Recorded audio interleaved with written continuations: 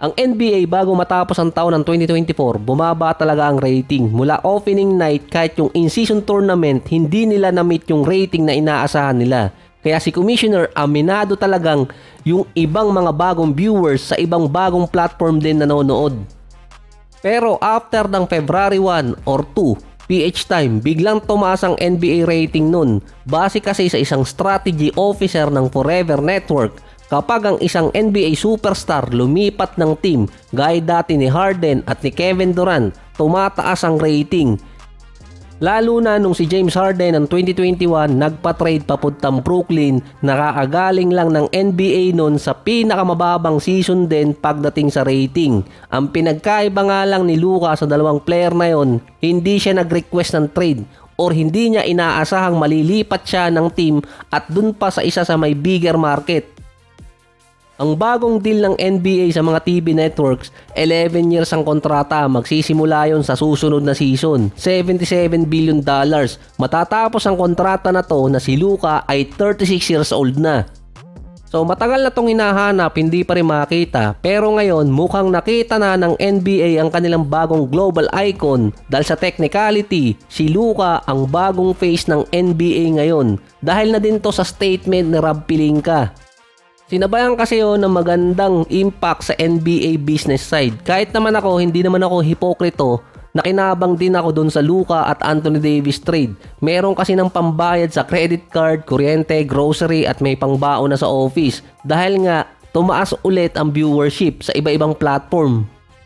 Ang jersey ni Luka ang isa sa best-selling sa NBA ngayon after i-release ng Lakers. Naging gold mine yun pati sa NBA. Ang home game tickets pa ng LA tumaas ng nasa average na 19% after ng trade.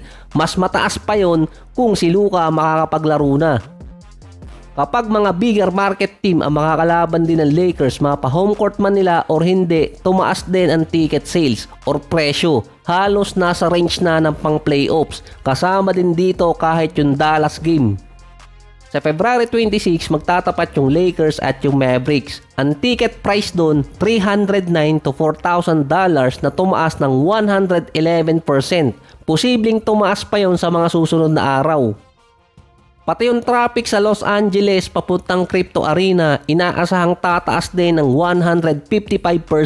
Tinalo pa yung Pinas. Ang mga kolektor, makikinabang din di umano sa nangyaring trade dahil yung search history ng pangalan ni Luka sa eBay tumaas ng 1,150% sa loob ng 7 araw.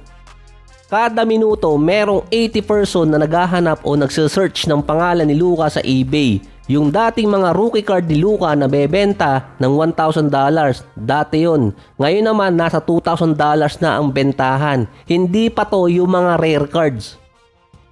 Kaya sa technicality, si Luka ang face ng NBA ngayon. Na yung sinabi pa ni Giannis na gusto niya makita yung iba mga European star na maglaro sa mga bigger market team, hindi malabong mangyari. Lalo na't sinabi ni Giannis na si Jokic gusto niya mapunta ng Knicks or kaya siya ang mapunta doon dahil maganda yung naging impact kay Luka.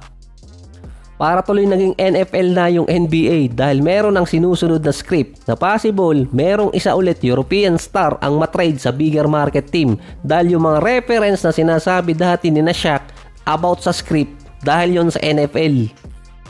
Kung meron mang American-born na mga young star na pwedeng i-trade sa Lakers na magkakaroon ng same impact ng katulad ng kay Luka ngayon, siguro sina Anthony Edwards or si Ja Morant, yung mga player na yon, or kaya si Jason Tatum.